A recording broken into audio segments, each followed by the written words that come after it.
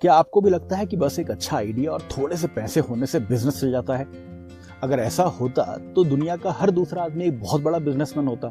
लेकिन इसका मतलब ये भी नहीं कि आप बिजनेस चलाने के बारे में सोचो ही मत या पहले ही हार मान। ये बिल्कुल सच है कि कुंडली, जो आपकी कुंडली में लिखा है वही हकीकत बनेगा। आप अपनी किस्मत से भाग नहीं सकते, लेकिन अपनी किस्मत को डिकोड तो कर सकते हो।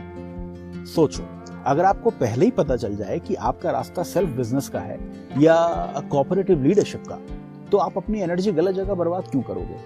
अंधेरे में तीर चलाने से अच्छा है कि अपनी कुंडली को समझ लो, ताकि पहले दिन से ही सही डायरेक्शन में मेहनत हो। एस्ट्रोलॉजी में कहते हैं कि जब मेहनत और नक्षत्र ये दोनों एक ही दिशा में चलना शुरू कर देते हैं तो इंसान सक्सेसफुल नहीं, लेजेंडरी बन जाता है। इसीलिए आज का ये वीडियो आपके लिए कोई प्रेडिक्शन नहीं है, बल्कि आपके करियर का गूगल मैप है। अब सवाल एक ये है कि आखिर कुंडली में देखना क्या होगा? तो परेशान होने की जरूरत नहीं है, क्योंकि इस 5 एपिसोड की सीरीज में मैं आपको आसान भाषा में सब कुछ बता दूंगा। चलिए शुरू से शुरू करते हैं। सबसे पहले अपनी कुंडली का पहला घर देखिए। ज्योतिष में इसे लग्न कहते हैं। सरल शब्दों में कहूं तो ये आप खुद हो। आपकी हिम्मत, आपका स्वाभिमान, आपकी मानसिक मजबूती सब यहीं से तय होती है। देखिए, बिजनेस का सीधा मतलब क्या है? रोज की नई मुसीबतें, हर मोड़ पर एक नया रिस्क। क्या आपके अंदर वो दम है कि आप अकेले खड़े होकर पूरी कंपनी का बोझ उठा सकते हो? इसे बहुत आसान भाषा में समझिए। अगर आपकी कुंडली के पहले घर का मालिक, जिसे हम लग्नेश कहते हैं, वो कुंडली के 6वें, 8वें या 12वें घर में जाके छुप जाए, तो बिजनेस की दुनिया में आप एक डरपोक खिलाड़ी साबित होंगे। इसका असर क्या होगा? जैसे ही मार्केट में मंदी आएगी या कोई क्लाइंट आपको आंखें दिखाएगा, आप घबरा जाओगे। आप रिस्क लेने की बजाय पीछे हटने का रास्ता ढूंढने लगोगे। आपकी कुंडली देखिए और मुझे कमेंट में बताइए कि क्या आपका लग्नेश इन 3 घरों में से कहीं है, और अगर है तो क्या आप भी अक्सर फैसला लेते वक्त डर या झिझक महसूस करते हो? अब आपके मन में सवाल आ रहा होगा कि आखिर कुंडली में 6वें, 8वें, 12वें घर में ऐसा है क्या? क्यों मैं ऐसा कह रहा हूं कि यहाँ लग्नेश का जाना आपको कमजोर बना देगा? वेल, इसे बहुत ध्यान से समझिए। 6वां घर कुंडली में शत्रु, रोग, ऋण का होता है। अगर आपका लग्नेश यानी आप खुद यहाँ जाकर बैठ गए तो आपकी पूरी ऊर्जा रोजमर्रा की लड़ाइयों में ही खत्म हो जाएगी। बिजनेस चलाने के लिए जो विजन चाहिए, उसकी जगह आप छोटी छोटी शिकायतों, स्टाफ की दिक्कतों या उधारी चुकाने में उलझे रहोगे। आप मालिक की तरह सोचने की बजाय ये कामकाजी इंसान की तरह सोचने लगोगे कि बस आज का दिन कैसे काटा जाए, और ऐसे बिजनेस कभी नहीं चल सकता।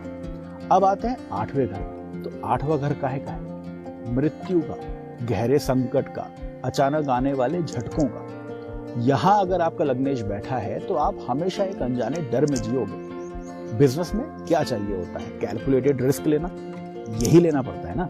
यहाँ बैठा लग्नेश आपको हर वक्त डराता रहेगा कि अगर सब डूब गया तो क्या होगा। अरे, मार्केट में बड़ा दांव खेलने से पहले अगर आप घुटने टेक दोगे तो बिजनेस कैसे चलेगा? अब आते हैं 12वें घर में। तो 12वां घर काहे का है? खर्च का, हानि का, जेल का, अलगाव का। यहाँ लग्नेश के होने का मतलब है आपकी मेहनत का फल आपके पास रुकेगा ही नहीं। बिजनेस में इन्वेस्टमेंट और वेस्ट, इसके बीच में बहुत बारीक सी लाइन होती है। अगर इन्वेस्टमेंट हो तो आपको रिटर्न देता है, लेकिन अगर पैसा सिर्फ यूं ही खर्च होता रहे तो लॉस, और एक दिन बिजनेस खत्म। वेल, यहाँ बैठा लग्नेश आपको गलत फैसलों की तरफ ही लेकर के जाएगा। आप पैसा तो लगाते जाओगे, लेकिन वो रिटर्न नहीं देगा।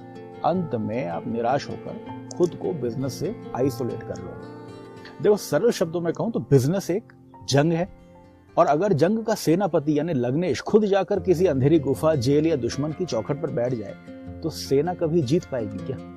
अगर आपका लग्नेश भी इन्हीं किसी घर में बैठा है तो इसका मतलब ये नहीं है कि आप कुछ नहीं कर सकते, लेकिन इसका मतलब ये जरूर है कि आपको बिजनेस शुरू करने से पहले अपने मेंटल टफनेस पर बहुत काम करना पड़ेगा। आपको एक मजबूत पार्टनर या टीम की जरूरत होगी जो आपकी इस कमजोरी को ढक सके। ये तो बात थी कि लग्नेश कहाँ नहीं होना चाहिए था, मगर क्या अब हम ये देखें कि लग्नेश कहाँ होने से आपकी कुंडली में बिजनेस अपॉर्चुनिटीज या बिजनेस करने की ताकत बढ़ जाती है? अब अपनी कुंडली फिर से चेक कीजिए।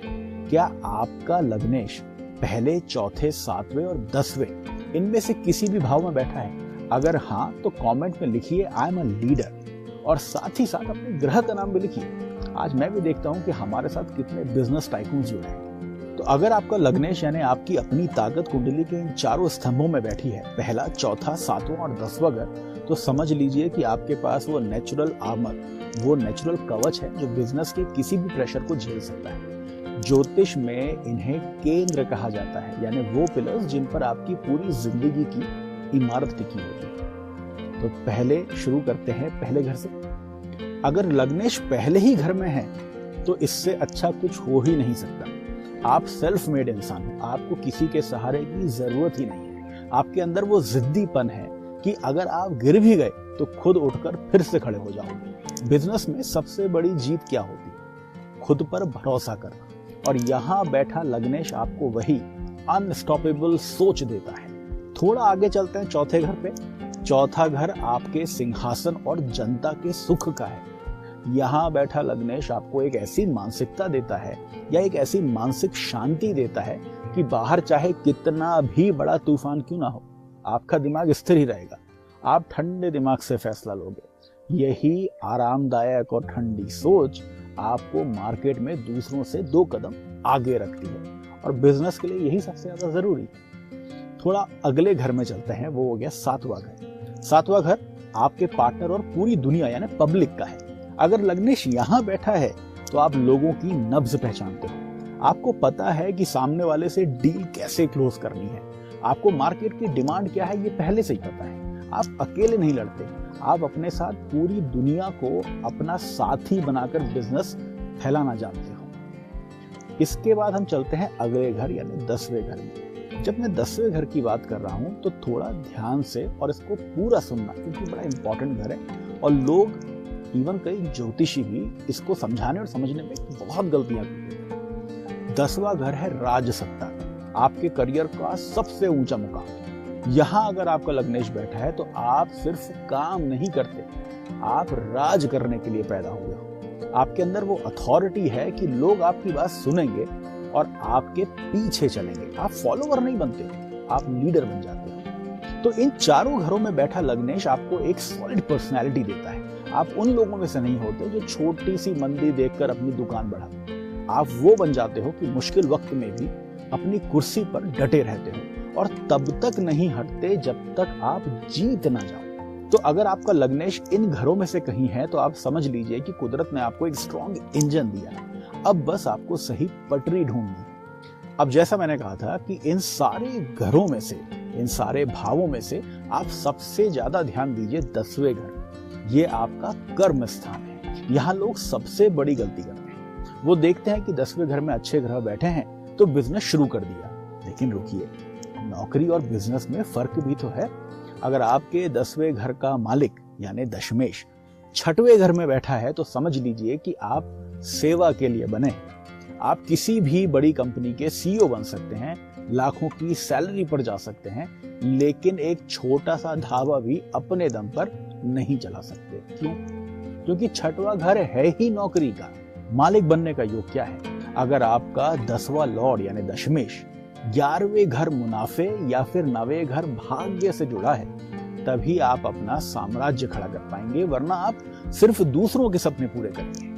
तो आप आज ही अपनी कुंडली खोलिए और बस ये देखिए कि आपका लग्नेश और दशमेश कहाँ बैठा है। क्या वो आपस में हाथ मिला रहे हैं या पीठ फेर कर बैठे हैं? लेकिन साथ में एक और बात याद रखिए, सिर्फ घर देखने से ही कुछ नहीं होता। एक बहुत मजबूत पहलवान अगर घर में सो रहा हो तो वो किसी काम का नहीं। तो कल के एपिसोड में हम देखेंगे आपकी बुद्धि का इंजन, और बुद्धि का इंजन है बुध। क्या आपका बुध जाग रहा है या सो रहा है? अगर बुध सो गया तो आपकी सारी चालाकियां धरी की धरी रह जाएंगी। कल मिलते हैं एपिसोड 2 में, जहां हम बात करेंगे आपकी बुद्धि के सर्जिकल ऑडिट।